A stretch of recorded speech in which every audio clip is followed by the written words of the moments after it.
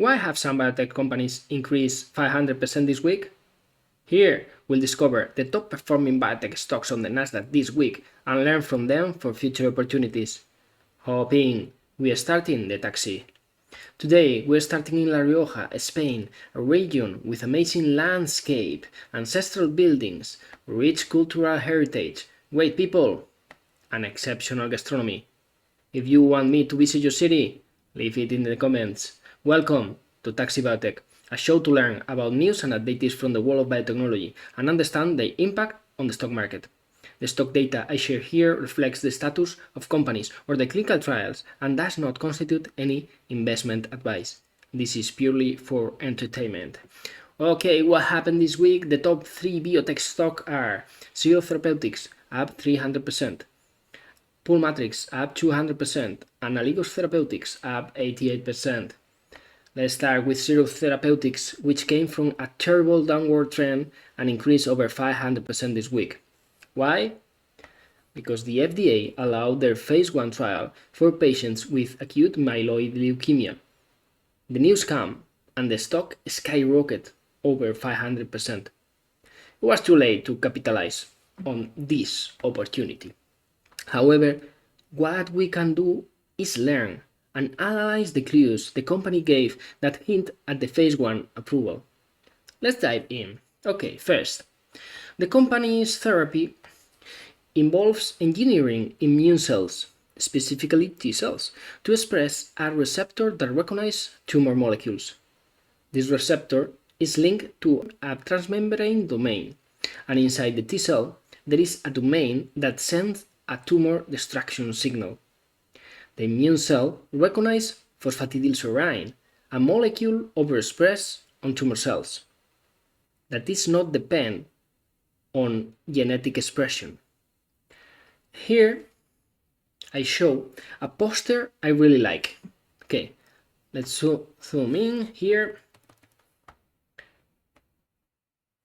One question I had was, what happens if not all the tumor cells express phosphatidylserine?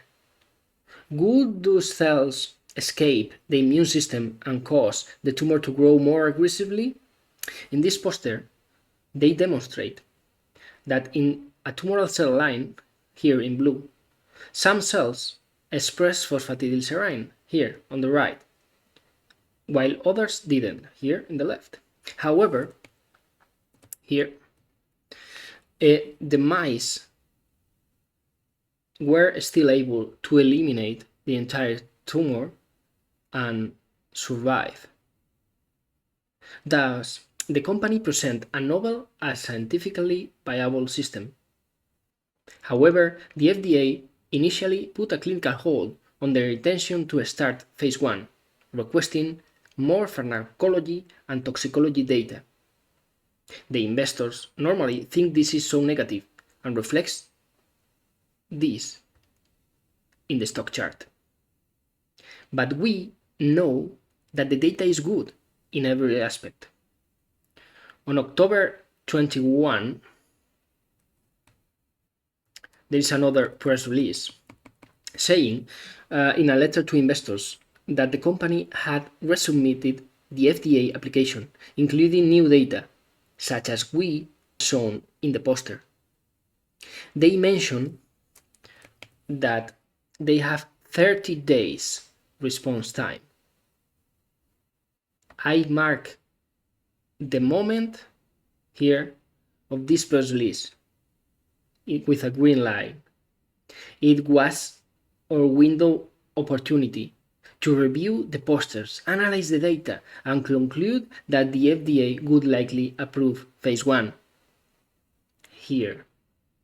Now the FDA supports CERO Therapeutic science, and investors lost their fear, driving a 500% surge. Lesson: trust the science if the data is good, and don't let yourself be influenced by investors who, for the most part, are not scientists.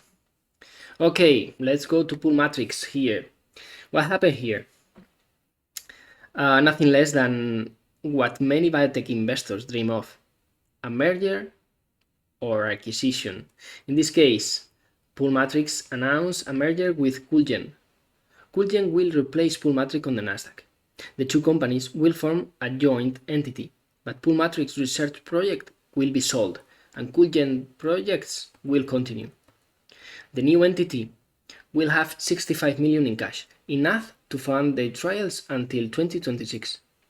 Current Pulmatrix shareholders will see their shares dilute, owning only a 3.6% of the new company. However, existing Pulmatrix shareholders will receive a special dividend if certain conditions are met. Searching for more information on Twitter, some users claim that Pulmatrix will distribute proceeds from selling its assets among shareholders.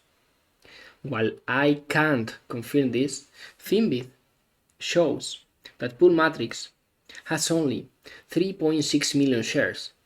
Therefore, distributing the cash and asset sales proceeds, including its drug division, could yield significant gains, explaining the stock's massive increase.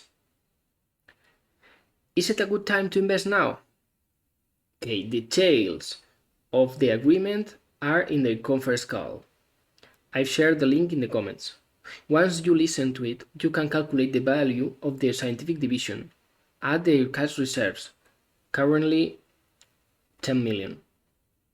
And be careful about the percentage and the distribution details, and divide it by 3.6 million shares. It's an idea worth exploring. Lesson for this: these events are unpredictable. This stock spent a year in a range before the merger announcement. Predicting whether such events will happen sooner or later is extremely challenging.